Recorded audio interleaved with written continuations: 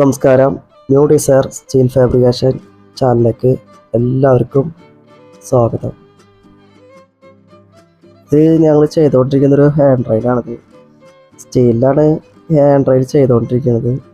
സാധാരണ ഇപ്പോൾ കുറേ ആയിട്ട് ഹാൻഡ് റൈലുകളൊക്കെ GI പൈപ്പിലാണ് ചെയ്യണത്. ഇപ്പോൾ കൂടുതലും GIയും GPയും ട്യൂബുകളാണ് കൂടുതൽ സ്റ്റെയർ കേസുകൾ ഇപ്പോൾ ട്രെൻഡിങ് ആയിട്ട് നിൽക്കുന്നത്. ഇതിപ്പോൾ ഇതിന് ശേഷം കുറേ ആയിട്ടാണ് ഇപ്പോൾ ഒരു സ്റ്റെയർ കേസിൻ്റെ വീഡിയോ നമ്മൾ ചെയ്യണം തന്നെ സ്റ്റീലിൽ.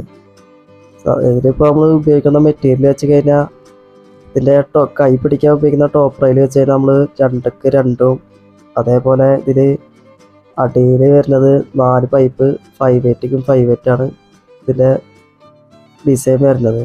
പിന്നെ ഇതിൻ്റെ ഇടയിൽ ഒന്നുക്കൊന്ന് സപ്പോർട്ടിങ് കാലമായിട്ട് വരുന്നുണ്ട്.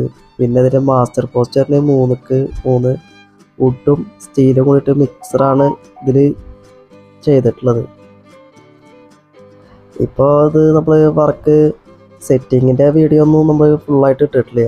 സെറ്റിങ്ങിൻ്റെ വീഡിയോ ഇടാവുന്ന ഒരുപാട് സമയം നമുക്ക് വീഡിയോയുടെ ലെങ്ത്തും കൂടും. പിന്നെ അത് നല്ലൊരു ബോറടിയും ചെയ്യും. ഒരുപാട് വീഡിയോസ് നമ്മൾ ലെങ്ത്ത് വീഡിയോകളായിട്ട് ഇട്ടിട്ടുണ്ട് ഇത് നമ്മൾ ഫിറ്റ് ചെയ്യണതൊക്കെ.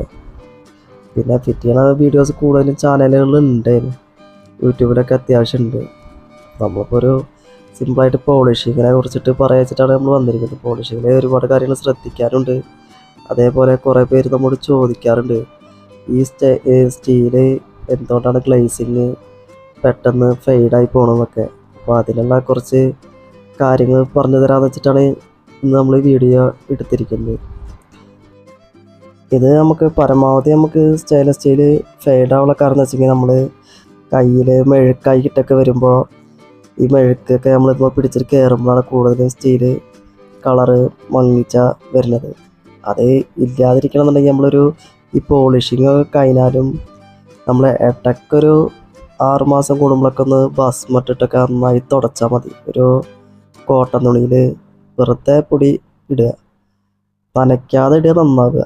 നനച്ചിട്ടാണെങ്കിൽ നിങ്ങൾക്ക് ഒരുപാട് സമയം അതുമ്മേ പോകും.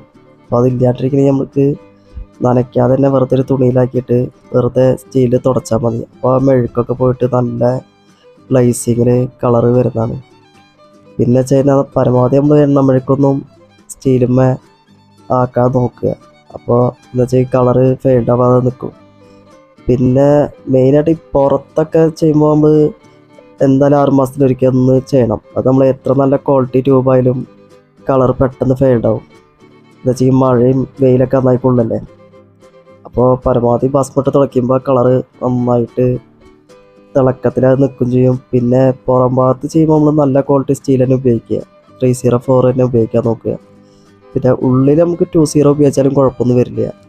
പക്ഷേ പരമാവധി നിങ്ങൾക്ക് നിങ്ങളിൽ അതിനുള്ള ബഡ്ജറ്റ് ഉണ്ടെങ്കിൽ നിങ്ങൾക്ക് 304 ക്വാളിറ്റി തന്നെ ഉള്ളിലും ചെയ്യാവുന്നതാണ്. അപ്പോൾ പരമാവധി ബാസ്മട്ടിട്ട് ഒരു 6 മാസം കൂടുമ്പോഴൊക്കെ നന്നായി തുടച്ചതിന് നല്ല കളറായിരിക്കും സ്റ്റീലിന് വരിക. അപ്പോൾ നമ്മുടെ വീഡിയോ ഒക്കെ നന്നായി കാണുക, സബ്സ്ക്രൈബ് ചെയ്യുക, ചാനൽ സപ്പോർട്ട് ചെയ്യുക, കമൻറ്റ് ചെയ്യുക. നിങ്ങളുടെ അഭിപ്രായങ്ങളൊക്കെ നിങ്ങൾക്ക് വല്ല സംശയമൊക്കെ ഉണ്ടെങ്കിൽ ഞങ്ങളുടെ കമൻറ്റ് ചോദിച്ചാൽ മതി. അപ്പോൾ നമുക്ക് ഒഴിവുപോലെ നിങ്ങളുടെ കമൻറ്റിനൊക്കെ നമ്മൾ മറുപടി തരുന്നതായിരിക്കും. അപ്പോൾ പരമാവധി നമ്മുടെ ചാനൽ സപ്പോർട്ട് ചെയ്യുക. Thank you.